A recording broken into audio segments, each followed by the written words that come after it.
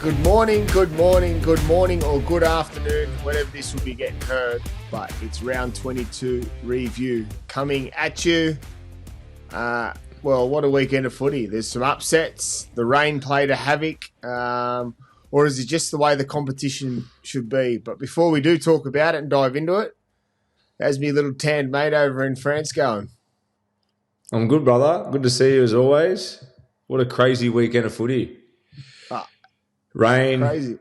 like you said, just unpredictability. It feels like it's funny when you come on the show every week and we come in and give our honest approval of how we see the footy from the weekend's games, but you just feel like a broken record or a liar week to week because everything Cyclone you say is carnage, cyclone carnage.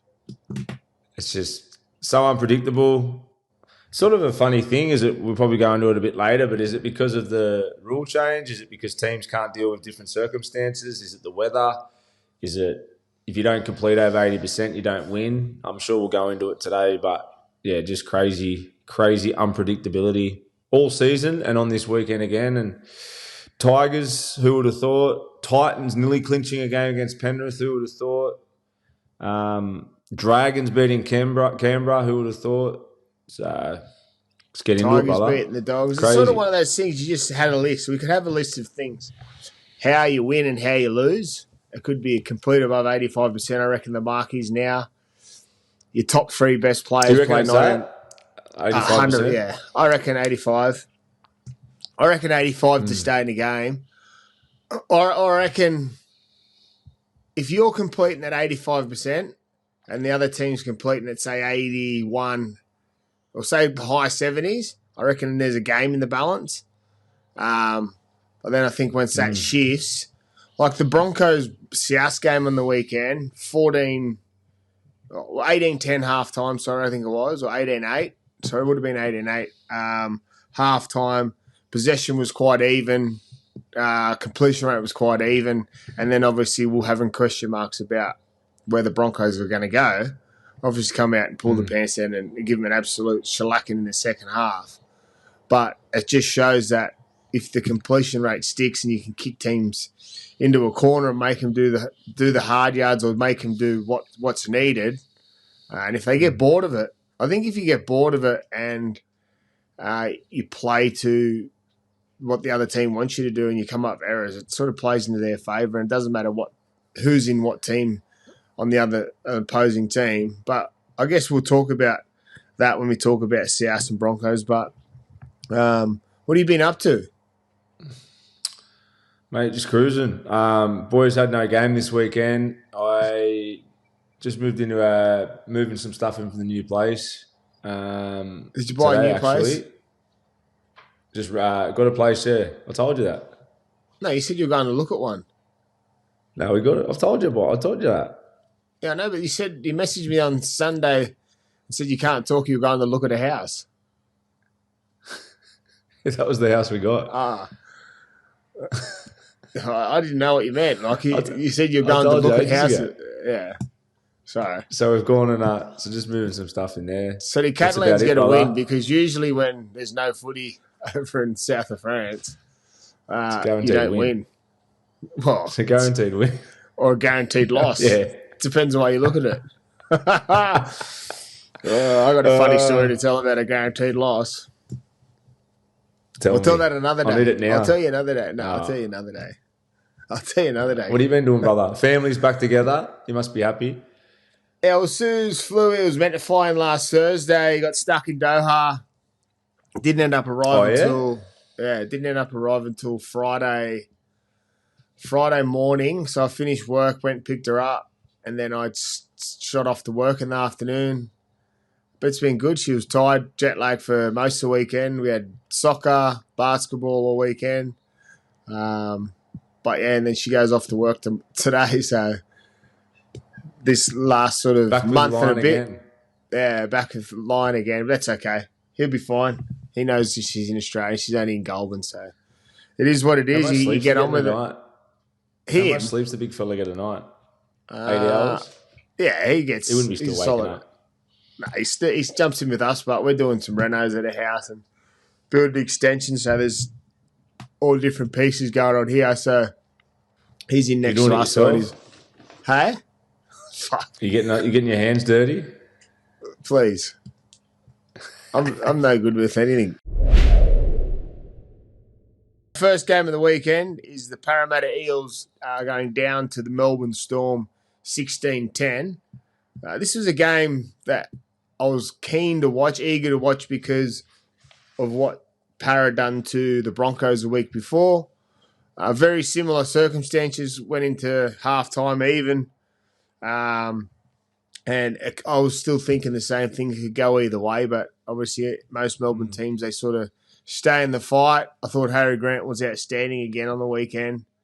I thought he was obviously the difference, putting big Tuikama McKeefer over. How many assists do you reckon he has for that off him? Like, I know we're going to go into the game, but we spoke about the week before. He had the Stefano one and Josh King, I think it was. But how many do you reckon he's had this year? I'd love to see a stat on it. He has them every week. It's unbelievable. Yeah. You don't see that off many nights. Brayley's been good for Cronulla, doing it. But yeah, Brayley's been outstanding. Brayley, Cronulla. Kamika. You don't see it. Kamika, that's it. Tui Kamika. That's who Harry Grant put over in the game. But I thought it was in the balancing. I thought Mitchell Moses done what he does best, kicks teams to death and makes them come out of their own end. And I was talking about it again to someone, what it is with Mitchell Moses. It's not so much what he does for his own team. It's what he does to the opposition. He takes them out of their actual routine because usually you're starting a set, say on the 30-metre line against some teams. Teams have got a bigger kick a little bit further, but they're starting out of their box. Most kicks, either it's in the middle box or the two right or two left boxes. And play one is the guy that's catching it. And usually when he catches it, he's got someone like Lomax, Josh Adokar, Bailey Sorensen, Russell just taking them as soon as they catch it. So then play two's the centre or the fullback. Play three is then whoever's back there because they're coming so far. Then the forwards come into the game. So people that look at stats and about how many metres players make and things like that, it's not a nice time to look at your stats if you're a forward when you play against Parra because you only get brought into the game around play 3 or 4, which happened against the weekend before against the Broncos. It took out their strike power. Carrigan, Haas, Xavier Willison, Ricky. Yes, their back three starts their sets, but it happened again on the weekend. Blokes were catching the ball, getting bum rushed to the sideline or bum rushed back to their try line, and then it's starting their sets. And it just puts pressure on the whole team. It takes you out of your groove, I reckon. Yeah, what do they always say? A bad set with a good kick erases all the bad shit that went on in that set. You know, you can have the worst set ever as a half, and I remember I always used to take that into games as a half. That thought in the back of my head that a few bad plays within a set, as long as you finish with a good kick, all's forgotten majority of the time, and you're back on where you wanted the result at the end of the day. And that's what he does. He brings just the forcings back in the favour of Parramatta, and no one does it better. We went into comparison the other week about him and Nathan Cleary. Nate's kicking game's as good as we've seen nearly from anyone, up there with the greats. But the length of it, what Mitch can do, he outweighs all of them. And it's such a weapon. We've seen it in Origin. It's helped him and it's helped Parramatta. It's changed at Parramatta. It changed the whole team just off the back of his kicking game. Take out all the other stuff he does. Just off the kicking game, like you said, it's changed the whole defensive systems and it's changed their whole approach to how they look and attack their footy. But I thought the problem with Parramatta on the weekend, I just don't think they capitalised with that opportunity. I thought in the wet, I thought they just overplayed a little bit at the line. You see someone like Mitchell ask a lot of questions. I thought there was just a little bit of, they had a fair few errors when there was times to capitalise, and I think it was playing in the wet a little bit and then probably overplaying a little bit. I thought other than that, they were the better team. End of the day, they defended well. Their line speed's been so much better. Obviously, like we just said, when Mitch comes back in where he puts the ball, makes it hard for the opposition, but their defence, they're hunting more the last few weeks ever since he's come back. They went after Melbourne. At the end of the day, Munster, I thought Munster's kicking game, he obviously got the try for Katoa, the try for Xavier Coates. His kicking game was on point. Scrubbers, he had a heap of restarts, especially with Jerome out there. I thought he was huge. And, Parra's Close, but not good enough in the end. And I thought it was off, maybe just too many over passes, just a bit forced in the wet. This is off topic. No, it's not off topic, but it's not about so much about the game. You just touched on how do you tell a young kid then that, okay, if their first 3 plays in the set have been average, to hold on for 2 more tackles and then get to your kick? Because usually when you watch footy at a younger age, play 1's poor, play 2's poor, play 3, they try and throw it out their backside, try and shift, try and move the ball when you don't have the right to move the ball. Well, when did that click for you? Or how do you make it click for someone? Or how do you tell the team that everything's going to be okay, we just need to get to the end of our set? Because it's a hard one, because kids think straight away, or players that play off-the-cuff footy think, oh, okay, play 1 and 2's dead and buried. Let's just try and play a miracle play. And usually it doesn't come off. When for you did that drop? Yeah, it dropped after a fair few years. It's funny you say that. I remember Matty Johns, I had a conversation with Matty Johns early days. He used to always say, because early in my career, like all halves, I was all about the play for play. Like, it was all about, if I saw an opportunity, I'd take it. I was very instinctive. It wasn't for a while that I learnt, firstly, as you just said, to build your set, that your first few plays of your set are always about building momentum to then put the icing on the cake at the back end of your set. So I always carried that mentality, that long game mentality in my sets. So at each set, I'd always have a outcome at the end of it. And the outcome was, where do I want to put the ball on my last play? So that was where my brain always went to. I would always fast forward the tape. So in the yardage set, my mentality was, my first few plays was about building the set. And then whatever came off the back of that, once I built momentum, you'd obviously look to play on the plays 3, 4, 5 if opportunity arose. As to answer your question, if 1, 2, 3 wasn't effective, you had to rewind the tape again, build your next couple of plays into where you want to finish the set. So that was my mentality, and it took me a while to learn that. And it's a hard skill to learn. And it's funny when we talk about watching back on old games, and you're obviously doing a lot of coaching with younger kids now, it's a hard skill to teach someone as a young kid, and not to teach them that, but then also allow them to keep their instincts, because one without the other is really difficult. They might seize an opportunity on play 4 or 5 and want to throw that mad long ball or play an instinctive moment, and then, oh shit, they forget about the kick. So it takes a long time, and it takes a good balance within your team. You need to be that guy that is able to paint the picture for your team and where they want to finish the sets. But I hope that made sense, how I put that. Yeah, but that's pretty much what I wanted. When you look at Parra, fully fit Mitchell Moses from start to finish to them at the 8. I was about to ask that. Yeah. Yeah, I reckon they do. I reckon Mitch has obviously come in and lifted them. I think the whole thing, like you just spoke about painting the picture for the sets, I think Jason Ryles had this image in his mind, having Mitch Moses there the whole season with his kicking game from the start. The way he would have structured the whole year is, I've put all these defensive systems in. I just need a fucking halfback that can kick me into positions, and then I can allow all my middles and these younger guys to trust in my system that I fucking put in place. You know what I mean? And not having Mitch there, doesn't matter what system you got. If Melbourne Storm, Roosters, all these top teams, Penrith never had a kicking game, they wouldn't win comps. So I think just Mitch coming back with his kicking game has allowed the systems Ryles he's put in place to now flourish. And to answer your question, I think they would have. I think they struggled at the first 5 weeks. That was always going to happen. Since then, throughout middle period when they were losing games, they were just missing a Mitch Moses. 2 players that are relishing under Ryles is the 2 back rows, Looms and Charlie Geimer. They've been enormous for him. Obviously, they've got a plan, they've got a structure they play to, and they're doing that really well. I like when Walker's through the middle, plays out the back, they hit the back row early there, they jump down a short side, or they play back to the middle, depending what kind of play the ball it is. Has Parra announced that Sandon Smith's going there? Or is that still up in the air? Fuck. Because it's a good signing. Yeah, is it a good signing? Because then you got Joas Papali'i, and then you've got their fullback Ione. Where do you push them to? Like, I understand. Yeah, Sandon Smith's probably a more complete 6 than Joas Papali'i is at the moment. But it's just the defence, isn't it? with those Well, yeah, two being fullbacks and then having to defend week to week in the front line. Is a But Sandon I'm pretty Smith sure a better Josh signing? Papali'i plays 1 or 6 So, in boys, what I've reserve. got here is He's played a lot of six. essentially pulled out of the race for him. Okay, well that like makes Galvin. sense.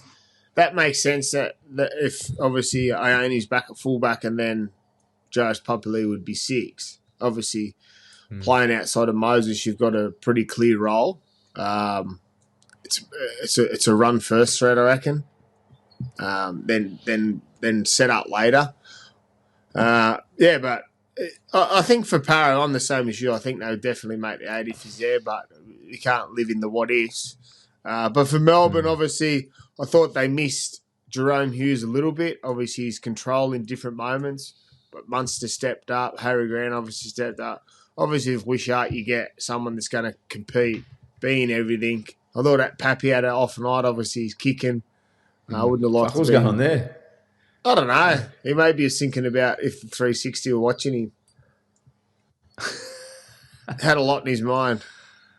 But it shows that Melbourne continue to win. They are sitting now second on the ladder with how the dominoes rolled on the weekend with Raiders. Obviously, that didn't affect them, but the Dogs losing to the Tigers for and against the Storm jumped them on the ladder. I thought Dogs missed a massive opportunity to jump to the top of the ladder yesterday, but well done to the Tigers.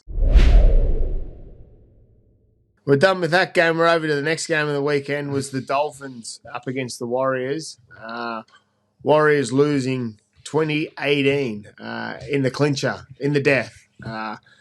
This was a game, as we just were speaking about it before, obviously devastating to lose Herbie Farnworth with a hamstring injury.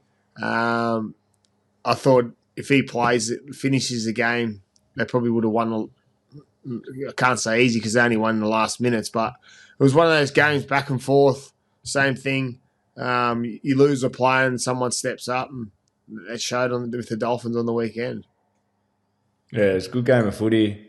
Crazy finish. Obviously, the try at the end, Kafusi gets binned with what it was about 8 minutes to go. So they did it with 12 men. Obviously, they played a bit ad-lib there and then just pulled Warriors' pants down, but it was a pretty big effort. Like, if you didn't watch the game and then to do it with 12 men. They had an opportunity to go into a draw. And then they didn't take the penalty. They didn't take the penalty. They went for the points. Play 4, well, play 5. Nicarima disallowed try, wasn't it, just before that? So Nicarima gets off the grubber. The disallowed try, then the issue happened, and then just arsey footy at the end. But they've become good at that. They're a bit of Tigers of old, you know, the Benji Marshall Tigers when they just used to flick the ball out of their arse and score tries. It takes those moments to get in the top 8, or it's not so much their moments to win a competition. I think their luck will run out come deep into finals time. I think they're doing their part at the moment. I think once it comes to finals time, those plays probably don't eventuate unless it's in the balance. But I think for me, I like them for finals. I reckon they got something about them. I just think the Wolf boys, the Wolf brothers as coach. I had Christian Wolf at the Knights for a bit. He's just a fucking great coach, and just the way he holds the presence there, I just love him. I just reckon all the guys he's recruited, they resemble him. Like he's got to take so much credit for that. He's obviously put him in such a good position. But Wolfie's been just the way they play. Like they've obviously got the flair, but you know the players that he's developed there and all the effort areas, it's all coming from the coach, isn't it? 100%. He's done a great job there, and I think they can compete. I think they can compete in the finals. At least they've got the players too. They've got the star players too. Hopefully they get good news of Herbie Farnworth and how long he'll be out for. I think they need him. If they're going to push for contention for a finals, deep in the finals, they need Herbie Farnworth. They need him to play footy. They need him in their team. He'll be 6 weeks minimum of that. By the looks of it, mid-stride, then gets shot the back of the heavy. But I thought, obviously, the Warriors is a team that's starting to get chased from the bottom blokes below them. Obviously, after the weekend, the Penrith Panthers are 1 point behind them on 29. Warriors are still sitting on 30. So I think teams below them are looking at that. They had a chance, had opportunities. Halasima continues to just Again. how's How a good's he? 19-year-old kid, man, just destroying. He's only 19. 19. Yep, 19. Wow. 19. Just into everything. They what's the Warriors? They've lost that little bit of edge. Is it Metcalf out? I mean, they've still been playing decent. They've been Tanner playing Boyd decent. had a great game 3 weeks ago, but He had a great game coming in. I think when teams come up against Tanner, they will do a lot of video on him. They'll look at his strengths and his weaknesses, and then look at how he can build off his strengths. Or when something goes, when someone puts pressure on his strengths, does he have a fallback plan? I don't believe he does. I think he's got a system that he sticks to, plays direct, plays short, plays out the back. He doesn't have much ad-lib from him. He obviously he's set in where he plays on the field, sits on the right side, kicks to the right corners. I think he's easy to contain, so he's easy to double D if it's going their way. But I think obviously with injuries it doesn't help. It's been a big year for him. Big out, isn't he? Mitch Barnett, Fisher Harris on the weekend. Yeah. You lose them blokes, you think straight away. Most teams lose their starting front rowers, they struggle. So it's been there's a lot to look at from it, I reckon. Also, there's been a big high around them. They had them consecutive wins. Everyone's talking about them. Then obviously they lose Metcalf. Bloke tipped to win the Dally M, and then all of a sudden they come in, they get a really good performance, they clinch a win. I think they're still they'll still cause a threat. They're still going to be in the top 8 come finals time. It's just how they participate in the finals with the players they've got out and the players that are coming in. But they're in the balance Big on the weekends. A massive month of footy coming up for them, and I think we'll see where they're at and how they respond from the weekend's game. But I don't have concerns about them. I just feel that have they hit their ceiling? Was this one of Katoa's quieter games, do you think? Do you think Warriors shut him down a little bit? Or is it just because there was no X-factor kind of moment that I'm thinking that way about Katoa? I think he still played his part. I think when you're putting massive scores on teams, people expect that every week. If you actually watch his game closely, which I did, a lot of his touches and the tempo was still there. And then he had his hand in the winning try at the end. He was the link man, or one of the link men there for Osako's try. But I thought he was great. He created space on that left edge for Nicarima when he nearly went over. I thought he was solid again. He got the job done, and I thought Avarillo was the big one. He's a great player. He can play anywhere.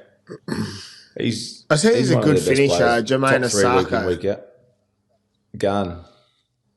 He's a gun. Ken Got a bit of Mulatano. He's one of those. Talking about 360, they'd be knocking on his door. Yeah, a few of those wingers. Mulatano, I'd be picking him. He's a gun. You see, he's moving on the weekend in and away. Yeah, freak. Over our next game on the weekend was a Friday night special. The Brisbane Broncos up against the depleted Bunnies, 60-14. And I want to, before we dive in, I want to give credit to the Bunnies here because they had no 18th man. They didn't have enough fit. They had two blokes pull out on game day from delayed concussion. Tell me about that before you keep going. I've never heard of this. What do you mean? I've never heard of it either from one player, let alone two. On game day, they showed delayed concussion symptoms, so they pulled out. What is that? Unless it was just a smoky from Wayne not putting pressure on the young kid, naming him during the week, having him 18th man, and then bringing him into the starting line, or 19th man, bringing him in the starting lineup for Humphreys. Could be a masterstroke from Wayne. Obviously, the result doesn't resemble that. I was confused listening to commentary because the team list had come out, and it just before kickoff, it said there's a late change Humphries showing delayed concussion symptoms. So But that's who only tests all. it? Him? No, the club doctor Like, do would you test put your it. hand up, or does the doctor? Do you go on? I don't know. I'm not too sure, but that's just with where it's at. But I want to pay credit to the Bunnies for they got 14 players. 14 of their starting lineup out. Fuck. Yeah. They've been depleted most of the year, haven't they? As you said, 18 all at half time was a huge effort. 18-8. 18-8, I think it was. 18-18 at half time, wasn't it, in the end? 18-8 at half time. Sorry, 18-8. Sorry, 18-8 at half time. 18-8 at half time. They're running on one leg, poor South. They've just got haven't got the troops at the moment, have they, at the end of the day? And Broncos, they were always going to have a field day once they got some possession. Ezra Mann was outstanding. Paddy Carrigan was outstanding. Katoni Staggs is a freak. What about the one-on-one fend? How strong is he? One-on-one fend. I would hate to mark him. He just makes it personal. He's a beast. It's He's like a full delayed rough. fend too. Like, he grabs you. It's like fucking X-Man. Yeah. He's an animal. Yeah. But yeah, Ezra's the concern for Bunnies is, balance. before we dive into the Broncos, is that they're a chance of getting the wooden spoon. A massive Wayne Bennett chance. never got a wooden spoon, has he? Never. I'm not too sure. I wouldn't think so. Gabe? I'll check that one, mate. But it's looking that way because the improvement of other teams. Name a few players that South had out over the course of the year. Obviously, Cam Murray's the famous one. Cam Murray, Cody Walker. Cody Walker's Brandon been out Smith. a fair bit. Latrell's been out. Campbell Graham. Campbell Jai Graham, Arrow's missed a fair Latrell, bit. Jack White and Jai Arrow. They've had them in parts, haven't they? It just hasn't been all of them Bennett, together. Different parts, but they've come into the season. You can look at it. They've come in the season. They've signed Lewis Dodd from the Super League. They probably think from the start of preseason, Humphries gets his opportunity. They lose Walker. They lose Latrell. They lose key players. Like we're talking about Parramatta's season relying on one player, Mitchell Moses. These guys have lost a number of players, and they're obviously not getting the job done. But they've been a threat early on, so they put pressure early on. But the back end hasn't been great for them. So it's been a tough year for them, and it'll only get tougher. And then obviously the ramifications of that is a wooden spoon. So I'm sure they'll be doing all they can because year? I don't know. They've obviously re-signed Cody. I'm not sure what will happen with Lewis Dodd. He's saying that he's going to stick it out. The young kid that debuted on the weekend, played on the weekend. Ashton Ward. He showed glimpses. He showed glimpses of what he could do. But as we know, as a little body, seasoned first grade, in and out. Obviously, depending who partner in the halves, they got a big off season coming up for them. But they got a great coach to master that. But yeah, talking about the Broncos, they were clunky in the first half. Like we were sitting scratching our heads at halftime, doing the commentary, having a chat about it. And then they come out and just absolutely destroy the Bunnies, which was obviously we all thought. We had expectations of that happening. I thought Reece Walsh had a lot of pressure on him last week. Obviously, he come up with some really big errors in crucial moments. But on the weekend, he played calm. He was controlled. He didn't look for the brilliant play. He had a few options to play long, but he played short, and it had joy for him. So I'm sure when he looks at his video this week, he'll be happy with that he went with the conservative play and it still got a result. It doesn't always need to be the miracle long ball or the kick or things like that. I thought he kicked really well. When he steps in and takes a long kick or the high kick, puts so much pressure on teams also. But as you said, when a team wins by 60, it's hard to fault anyone. But I thought my man of the match on the weekend was Tony Staggs.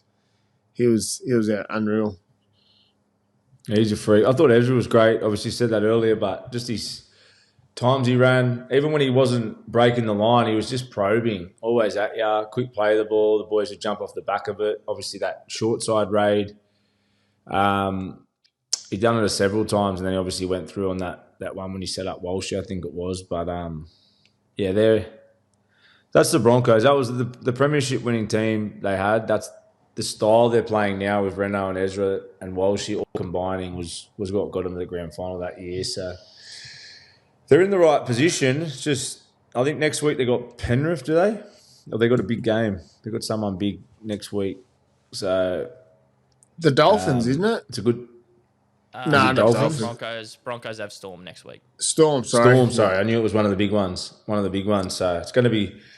It's just an attitude thing. How they back up this week will be a big determiner, I reckon.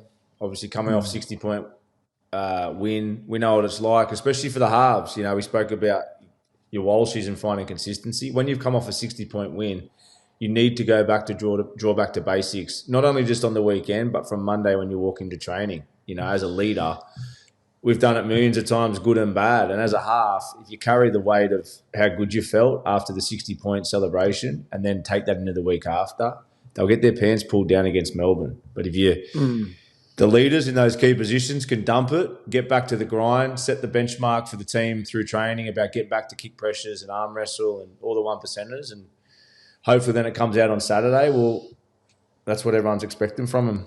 But that's been their issue, the ups, downs, dealing with success and failures. So it's a big couple of weeks for them to keep maintaining that momentum. I'm looking forward to seeing how they attitude. Not respond, but how they play against the Melbourne Storm. Obviously, they're at the top. Broncos are at the top too, but very different polar opposites in performances. So I reckon we'll get a good gauge. A special mention to one of our great guests this year, Adam Reynolds, on the weekend. 2,500 points, the fastest player to reach that milestone.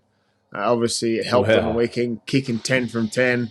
Something we did speak to him about quite a bit in the podcast was about his routine of kicking, how he does it. So if you didn't listen, go in and have a listen to it. And who knows, maybe if you're a young kid, you could be the next Adam Reynolds if you take some tips of what he says about his routine and how much he kicks and how important it is. I think on the weekend there's a few games very tight. That goal kicker might have been the difference, but on the weekend they didn't need it. But knocking over 10 from 10 was special mention to Renault. Obviously, like I said, 2,500 points for his career so far, or more now. Obviously, congrats, Renault. Over that. What a freak! What a player! I think he brought a book out too. I might have to have a read of that. Get on audio book when I go for a run. A couple of books have come out. Adam Reynolds, Sean Johnson is releasing his soon. So, very good read. I reckon both of them would be for anyone listening. Our next game of the weekend was Saturday afternoon. Was the Penrith Panthers 30 over the Gold Coast Titans 26. Here on the Gold Coast, talking about polar opposites, difference changes where it's at. I think over the last... 24-0, Toddy. Hey? 24-0. Jump start. Well, it's crazy. It's just... It's one of those things that you sit there... I didn't watch it live. I didn't watch it as it was going. I was in between things, so I was sort of looking at it going, oh, well, they're away, they're winning. I thought I'll just check back in because I know if the result plays how it is, it's going to be how it is. And then all of a sudden look and the Titans are making a comeback. And then all of a sudden I end up getting back home and jumping on the couch and watching the final stages of it. And to look at the two teams over the last 2 months, Panthers have been up there with the best, them and the Raiders, with how many games they've won. Then the Titans have sort of been treading water, keeping the head above water. So much going on in the background. And they come out and pull out a performance like that. I think they've been great the last few weeks, the Titans. Before we dive into it, is their performances over the last few weeks showing you enough to keep Desi at the helm? Because I know he would be pushing for it, the way he said in his comments after the game, that he sees something in this team. Or is it just the players fighting for each other to try and get them out of the rut they're in? Yeah, I'm all... From an ex-player and everything you hear about Desi, I think Desi's well and truly earned the right to stay in a position as coach. He's one of the great coaches we've seen, and it's so easy to judge a coach I've had nothing much to do with Des either. This is coming from an outsider that's just got respect for the guy. But yeah, I think it's easy to blame a coach when the team's not defending well and they're not consistent and everyone's trying to pick the bones out of it. But does changing a coach and bringing someone new in there do a better job than what Des has done or can do or has all the experience he has? I'm not sure. And I can't really pinpoint the reason why they've been so average because, as you said, the last month or so or periods of the season that some of the footy they play is so entertaining and brilliant at times. But the issue for them has been their defence. And on the weekend, again, everyone's going to talk about how they should have won the game if the trainer from Penrith doesn't run in front of the kicker, and we'll go into that in a second. But at the end of the day, they leaked 24 points again, and they're absolutely getting run around the park. Defence is their issue this year. It's been a massive problem. And talking about Des traditionally over his career at Manly and Bulldogs got teams to grand finals, won trophies off defence. So I'm confused. But that's another topic. But yeah, I thought. Well, yeah. When you say it's another with the topic, Titans, we spoke about it all year with Camp. We spoke about the Titans' ability to score points. When they get momentum, they're great. The issue's been defence and being able to win back momentum when they're on the back foot, and they struggle to do that. We spoke about we just spoke halves. about obviously, Kieran's back there now, but I don't know what the answer is with them. We spoke about at the start of the show how you win momentum if the set's not going to plan. I think that's been an issue of theirs, that when they've had the makeshift halves, not knowing when to kick or knowing when to kick or how to kick or when to pull the trigger on a kick. I think that was a bit of a struggle. I think they've found a groove at the moment. Obviously, Kieran and Campbell together in the halves, Brimo at fullback. There's the key. There's the key to their success so far. I think their intent around what they want to do is a lot better. But as you said, when you leak 24 points and you come back, it all looks about the talking point is always about the missed kick. We're talking about special guests. We had obviously the great man, the Iceman on the weekend. I'm sure when he was sitting there behind the post on the weekend when Titans had scored, obviously if Campbell kicks it, they would have been chasing 4 points. He would have been going through his mind, okay, if he kicks this, we're chasing 4 points. If he doesn't kick this, we're chasing 2 points. Do you reckon in his head straight away when the kick misses, he goes, okay, get me to the 40 and I'm gonna mastermind something here? I think from knowing him and the way we had that conversation and all that and what he's done, I think he would have been thinking like that.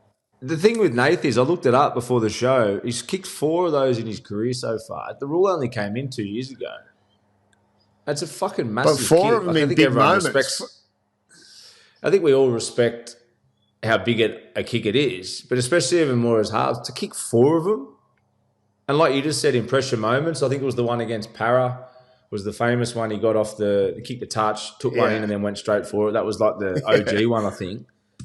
But to kick 4, I'm just still trying to get my head around it. When I read that, I was like, that's fucking that's calculated. Like it's a calculated kick. It's not a 10 metre out, make it up. Oh, I hope I get the field goal like it's been going on for 100 years. You got to set up for it. You got to be in the right position, and it's fucking a hard kick. Yeah, but pressure and a 40-metre drop goal. But listen, set up, plan for it, get to the right position. Them 3 things weren't there. They were on their 20. Yeah. For him to go, okay, I'm going to run backwards as fast as I can to get to the 40, sit just over the 40. One credit to, what's the hooker? Mitch Kenny to throw it 20 metres off the deck. His limit of the pass is how far he can pass it was just there because it was dipping on him. Catches it, has time to turn the ball, and it just sails over. As soon as he hits it, you can just see him. Just finger in there. It's like, thank you, sir. And it's just crazy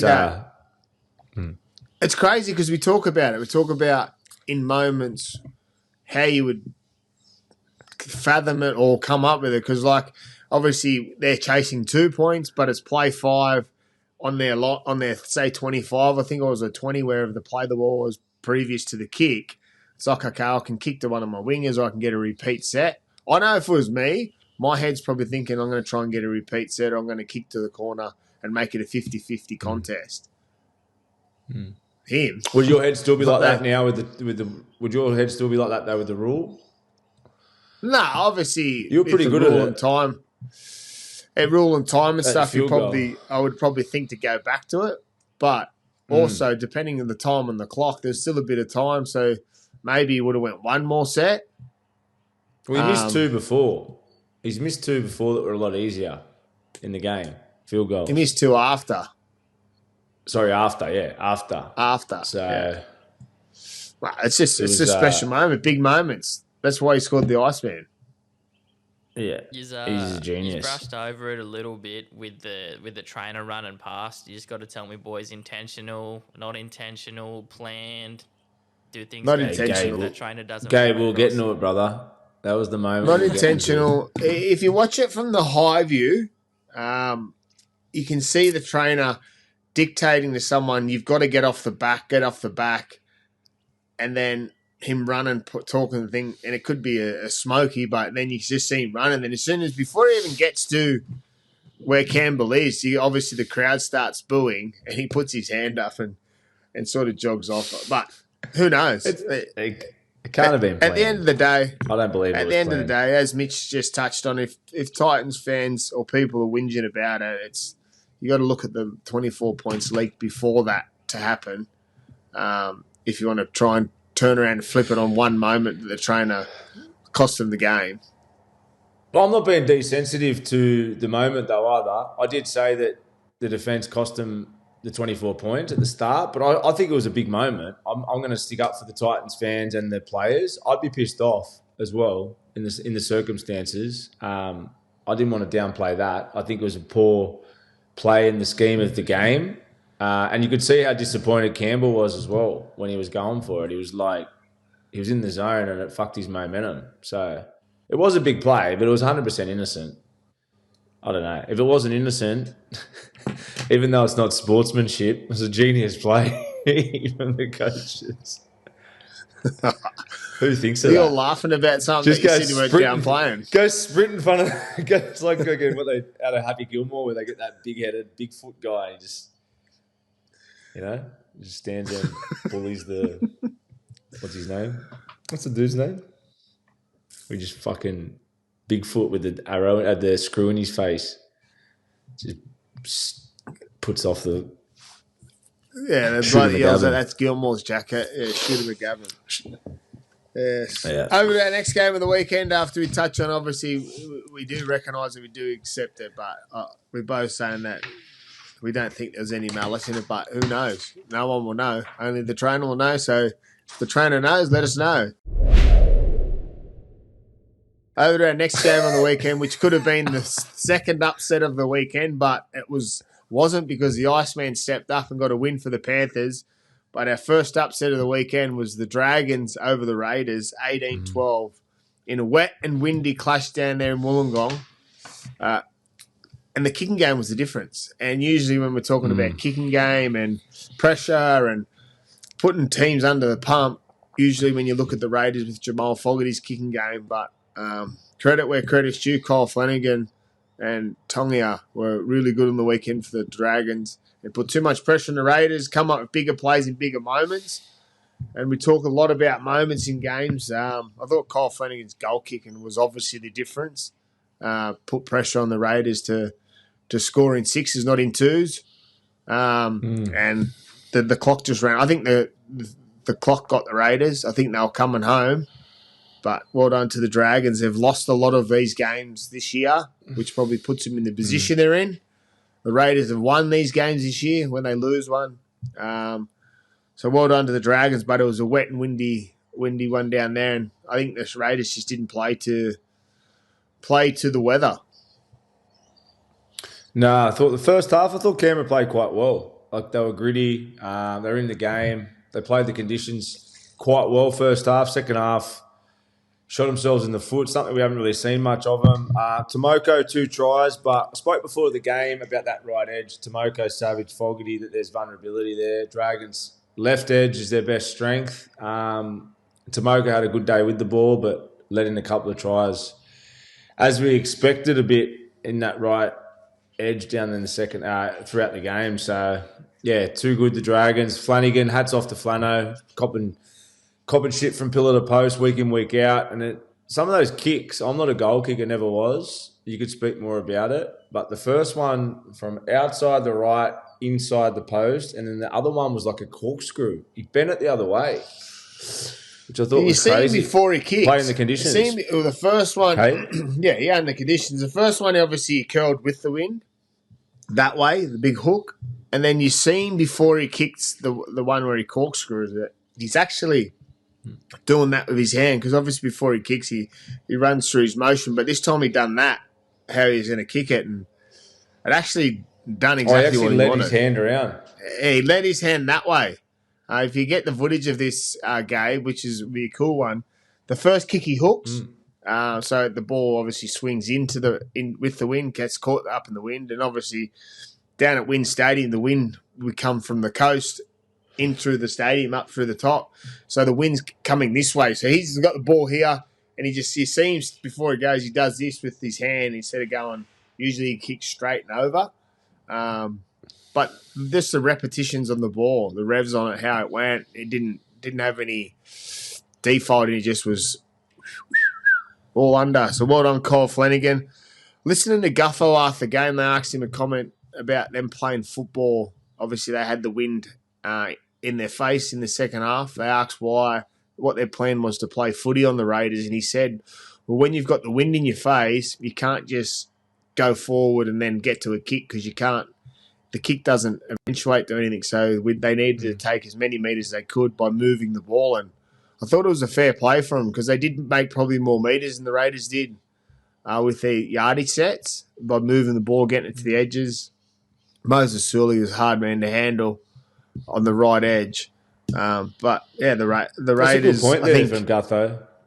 It's a good point there from Gutho, what you said. Like, it's funny how sometimes I was always like that when I ran with a strong wind. I found it harder to kick because the timing on my kick going with the wind, just to give you an extra 50 metres, it was really hard to kick short kicking game, and even your long kicks, it was really hard to get your balance right. But sometimes, like Gutho said, when you run into it, you're always already prepared your mind that it's going to be more of a battle. That you run that little bit harder. You focus a little bit more on your kicks. You choose to I found myself thinking a bit more strategic running into the wind than I did with it.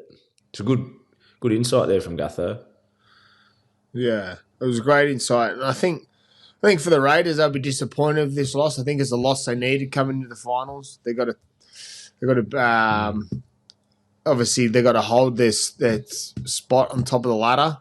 I think in previous weeks they win these games, but it shows that the Dragons fought hard, and I think it's a great reward for the Dragons because they've been in the balance in lots of games this year, and I think they'll take a lot out of it also. I don't think they can make the 8. They're chasing the 8 like a lot of teams, but they'd have to probably win every game and results go their way.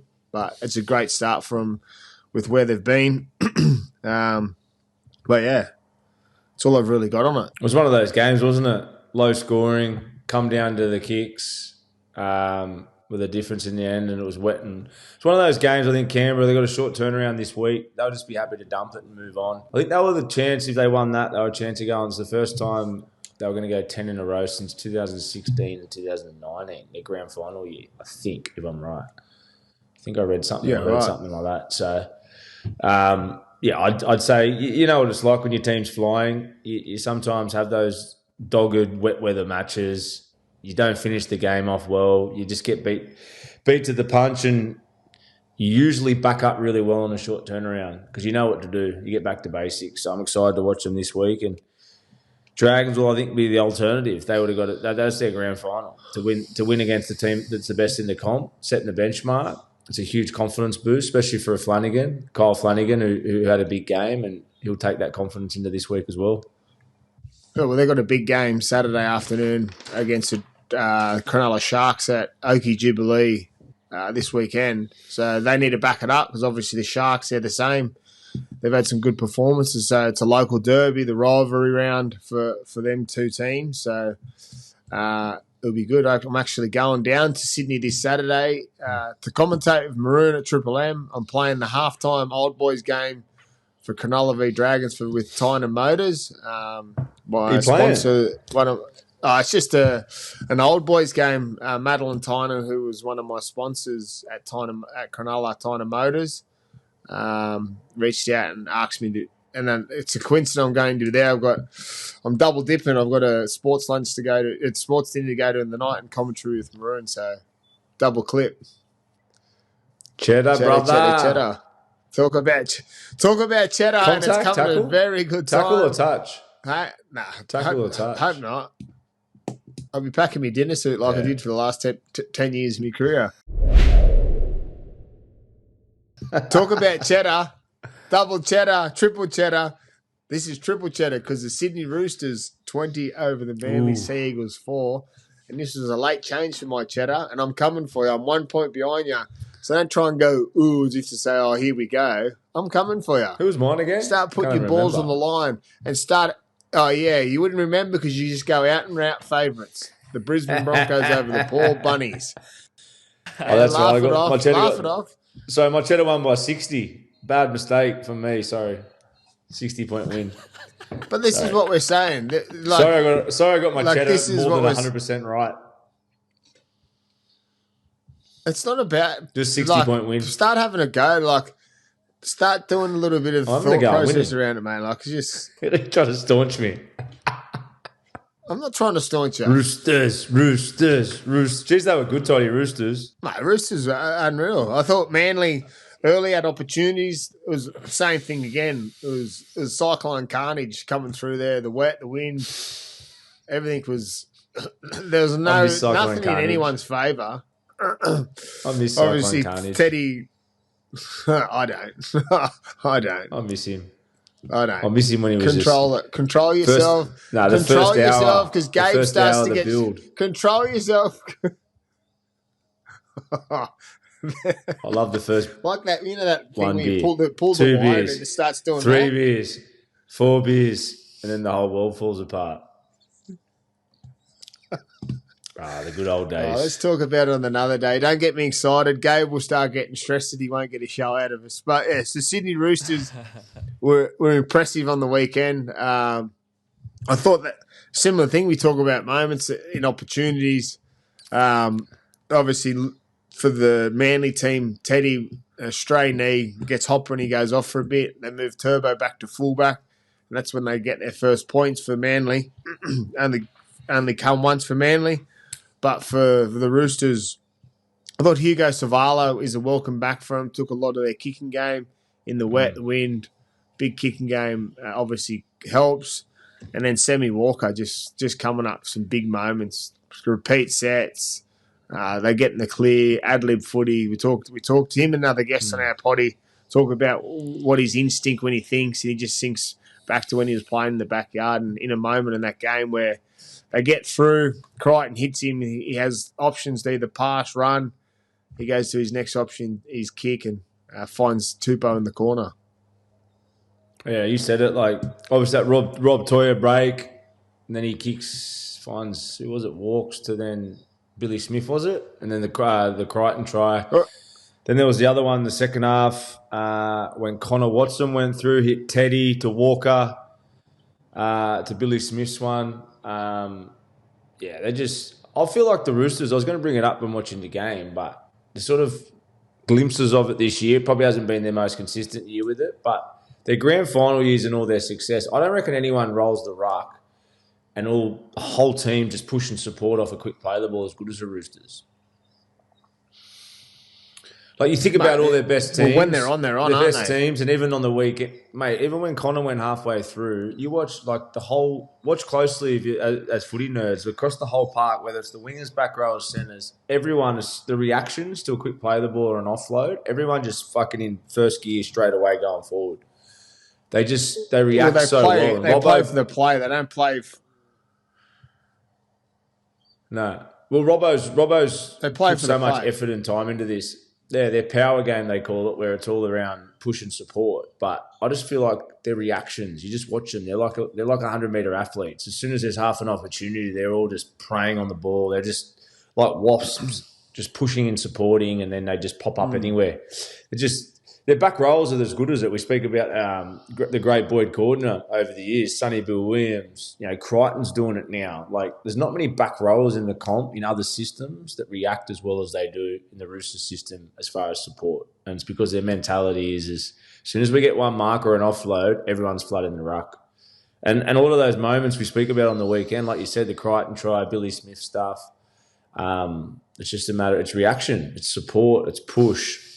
They're able to do it because they've always got, decent forward packs over the years and they can create a lot of momentum. But, geez, they're good at it. And talking about walks, there's no better player. That was the best tackle I've ever seen him play in his career. Up and under. Walks early. Who was it on? I was just about to say that when you talk about reaction and and getting players to play off the cuff. He comes up with 3 try assists again on the weekend. He reacts to what's in front of him. And I spoke about at the start when we talk about the Eels, if they would be in the top 8 if there's Mitchell Moses was playing. If we flip it now to the Roosters, if Sam Walker's in their team from start to finish, are they in the top 8? Yeah, for sure. Well, they're pretty much nearly in the top 8. And if Walks was there, yeah, definitely. I think at the start, the Roosters, even if Walks was I'm there, just saying they're just trying to heap praise and show how much the difference he makes. While they've been good in patches when he hasn't been there, but he makes a massive difference because he comes out of the bigger plays. Obviously, he gets repeat sets. Like I said on the weekend, he gets 3 try assists. He's always in and around any points they score, I think, with the Roosters is Sam Walker.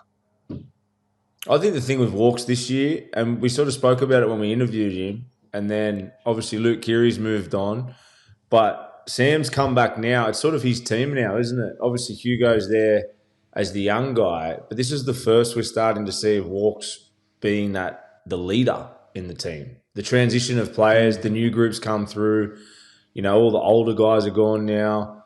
Luke Keary, as I just said, moved on. So we sort of spoke with him about this in the interview when we spoke with him about his leadership and growing in that next role. But since he's come back, this is his sort of the first time we've seen him kind of owning this team, and he's doing a great job at it. And it's only going to keep evolving, isn't it? We spoke about him starting to, he spoke before about building sets. He's always great at instinctive moments and coming up with short kicks or eyes up footy. And then, the next 18 months to 2 years is about him then building the sets, finishing with kicks, long gaming it, and then that's when he'll start to drive his team into premierships. But it's exciting for him. And that'll lead him to rep footy too. There's opportunity now in Queensland. Dearden or Munster slips up with an injury. Cherry's moved on. Walk starts to lead the Roosters into the top 4. He starts to become that elite rep player, which he's capable of. So it's exciting for the Roosters and it's exciting for his own career next couple of years. What about Manly? Where are they at? Typical Manly. I think the Roosters forced them into pressure on the weekend. The tackle from Marky Mark on Kohler was outstanding. I thought they showed some threat down that left edge, as they always do with Turbo and Kohler and Ches and Brooksy and that, digging into the line. But I thought the Roosters handled anything that they threw at them. I thought there was plenty of opportunities from Manly and they were trying to ask questions, but I didn't think the Roosters let them breathe. And I think the wet weather affected Manly as well. All the passes were a little bit slower. Ches wasn't getting the same room that he's used to. But yeah, I thought the edge D of the Roosters pressured any threat from Manly on the weekend. And just a quick one too, Luke Brooks' 250th game. Congratulations, Brooksy. Been a super player. Found a home there at Manly. Well, when we say found a home, he was a Tigers legend, wasn't he? Local kid, one of the great Tigers halves, but had to do it the hard way there for a long time. Been an awesome footballer, and then found his way into the Manly team, being an absolute boost for them in the halves with Cherry, and 250 games. He'll play 300. So all the best, Brooksy, and what a champion. And hopefully he plays finals. This will be his first finals appearance this year, if they make it. Ever. They made it last year, didn't they? No, they didn't play finals last year. He hasn't played finals. 10th on the ladder, so they could find. Never played finals before. No. It's a tough slog, isn't it? 250 games, never play finals. Fuck. Yeah. Life of a Tiger. Poor Brooksy. Life of the Tigers. Here we are, the Tigers. 28-14 over the Bulldogs. Eye of the Tiger. Wow. It's the thrill of the Eye of the night, Tiger. It's rising up. the Galvin Bowl. The Galvin Bowl was non-existent. It was the Tigers show. Listening to Sanuva Taruva after the game. He just said it was bigger than the game. It was bigger than Lockie Galvin. It was their moment. It was something special for them. And I agree with what he said, that the game is bigger than one player and there shouldn't have been so much focus on it, but that's what it is with rugby league, the beauty of it. And the rugby league gods I'm going in to defend Galvin. down on a wet. Let me talk a second. I'm going in to defend Galvin. I'm not bagging again. Galvin. I'm sick of... I'm not bagging him. I know you're not. I'm just saying, we're on Galvin's team. With that comment, and then I'm hearing all the... Fuck, he's made out to be like this villain, poor Galvin. And I'm sticking up for the halves because you know what it's like. One little thing, he leaves the club, all this pressure on the kid. I don't know. I just couldn't help myself but just stick up for him just then when you were talking. Of course. No, it's nothing. Nothing you said. From the It's start. just, I'm not saying that. You're trying to now take the light of a Sunday afternoon, glowing light of the Tigers in a wet and windy afternoon. The sun shined on them, and they got the victory. The good guys. No, I just wanted to. It was Everyone's just like it's not second about favourite Galvin. team. It's just about us. As if Galvin's making it about himself. Galvin's I was just just doing saying his the best, comment mate. about Taruva, because All right, mate. the lead up to it was in the media was all about Galvin and leaving the Tigers. So the Tigers had to point to prove, obviously, and they said they didn't speak about it. And I was just saying what he said. Let's talk about the footy. Let's forget about what goes on off the field because we know that's garbage and just sells paper. And tomorrow it's fish paper wrappers for the next fish store. Yeah? Okay, mate. You want to talk about footy? No, here we go. He's got ready his to head talk on. about the Tigers. I wanted to talk go on, about then. Doueihi because he was unbelievable, Doueihi. Tigers were outstanding. Adam Doueihi. I think there was a bit of Adam Doueihi. How good's it? We've been talking about him the last couple of weeks. I think everyone is. Freak. He's a must for anything. If Tigers losing, let's talk about the Tigers. He's a bit of a freak. If the He's a Tigers freak, losing, Doueihi. there's got to be an investigation. Something going on in their recruitment. Some If the serious Tigers issues over there, losing, they lose him. if the The local Tigers junior losing, too. mate, for him to even be having discussions with another club on the weekend, he was enormous. He showed more toe than I thought he had. He gets moved to 7 in parts of the game, which is obviously a pre-plan from Benji. Mate, but if they lose him, it's... What I love about Doueihi is he's awkward. Like, he's played fullback, centre, 5'8". Well, he can play lock. anywhere. He's like a very, very well-rounded, good footballer. Like, he's big. He's a bit Mongo strength at times. He's got athleticism. He's got a huge kick on him.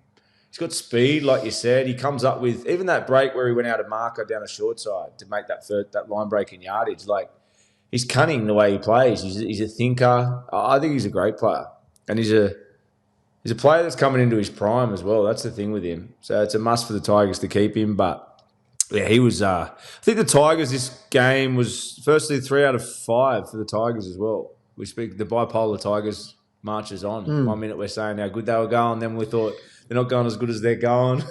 Now they're 3 out of 5. So 2 wins out of the 8, the two Tigers. 2 wins out of the 8. No. The Are they? Tigers are 2 on 24 points. Yes. Wow. This comp's fucked. They're on I've got 24. Tigers here on 20 points. Oh, 20 points. Yeah. But the bottom 8's 24, yeah? And then, Dolphins are 8th and they're 26. Sorry, 3 wins. Mass. Still. Quick math. Took their chances. But Took their chances better, the Tigers. They took their chances better. I think the thing with the Tigers, when they get opportunities, usually they find ways to fuck it up or come up with errors. Where on the weekend, I thought they iced their moments. And they played the conditions way better than the Dogs. I got one for you with the Dogs. There's the smaller pack of the Bulldogs, which we give plenty of credit to. in dry tracks especially because they're mobile and they work hard in defence. Does the smaller pack, when the game's wet weather, which they've struggled in, wet weather games, they've struggled, do you think the smaller pack affects them physically? Because of wet weather games, more of attrition. You got to steal the extra meters. Big bodies games, help in the wet. You get fatigue, but it doesn't come down to the long game. I think when it's in the wet, it's sort of everyone's on the same level playing field. Fast track, slow track. But when it's a fast track, you get more out of it. But they're definitely an issue in the wet. When they played the Broncos up here in the wet, they got touched up. But I was just thinking, when you look at it, the Tigers can look, or the Bulldogs will look at it, and there was a couple of long range tries. I reckon they could erase them from their review and say, okay, well, that won't happen again. It was just they took a bigger play. If it come down to defensive reads or stuff where they did have them opportunities to score, and they did score tries like that at Tigers, but a couple of their tries were long-range tries from uncharacteristic play or smart play from Doueihi, things like that, bounce of the ball, things like that. So I think they'll look at it and obviously they'll be disappointed with it. But for me, it's just credit to the Tigers. I was just going to say about the head knocks. We spoke about before about Broncos players pulling out before, never heard of it. Then the Taylor May. Taylor May will miss 11 games for the Tigers because he got pulled off the field. Crichton gets a head knock, stays on, doesn't get affected. It's big moments in the game. I'm just confused about that one as well. Have you got anything on that? It's confusing, this rule of head knocks. It was something that happened in the game. I've seen Benji speak about it. Taylor will be out now for 11 days because he got pulled off the field. If you stay on the field with a head knock. Well, it depends if it's Cat 1, Cat 2, Cat 3, whatever category one it stayed is. on. I'm not too sure. I haven't looked into it, but I'm still confused about the other one, delayed concussion symptoms. So who knows? That's someone for a higher pay grade than us to dive into discuss. But yes, Kurt Mann was really good. Obviously, he's in every play. He's threats to pass, threats to run, makes everyone on the inside and outside wary of where he's going to be or what he's going to do. And then defensively, he's sound. He is. Yeah, good footballer. I wanted to ask, boys, credit to the Tigers, a win's a win, but how much did the wet weather have to do with it? Do you think this is a different game on a dry track? I think to answer your question, Gary just went into it. If you look at the Dogs this year, the form in the wet is not as good. They're not as effective in wet weather footy. So, as I said, I don't know if that's a smaller pack. I think the Dogs play a lot of really tight, at the line, pressure type of passes. So, I don't know if that affects them. They're very... Yeah, and it works for them at times, but I feel like it's all a lot of short passing. So I don't know if that's a reason for more errors when it's wet. But you look at Melbourne as well, talking about teams, wet and dry tracks. Melbourne, first time in history, have probably been, when their glory days for 20 years, it's the first time they've been a better team in the dry than the wet as well. I think you see a few sides that have struggled with the modern game, with the 6 agains and all the rule changes in different conditions. Melbourne, back in the day, you play them in the wet, you ain't winning. Cronk, Smith, they just kick you in a corner, bash the fuck out of you, you couldn't breathe. They love to grind. Well, I think Melbourne now have turned into a team that are better in dry tracks. They're better, their footy's better in dry tracks, and the Dogs are similar to that for whatever reason. Well, there's reasons. We just went into that. Just the certain type of players, and whether it's a smaller pack. For Melbourne, I think it's that they got more of a flamboyant team now. They can pile points on in the dry, where not as effective as at grinding teams out like they used to be. So I think it's a good conversation because the rule changes and everything, the way the game's going now, and it's faster and bigger players. Conditions do make a big difference, more so than they did in the past, I think. Our last game of the weekend was Cronulla Sharks 32 over the Cowboys 12. This was a game of the halves, I think. For me, Cronulla's halves are 6-7-9-1 with a difference. They were in everything. Obviously, their forwards laid a platform. You spoke about Ronald Mulatalo. Some of the things he does is out of this world. But I think Brayley is the form player in the competition out of 9. And then the way Nico and Trindle complement that, it makes for an exciting game anytime they're on for the Cronulla team.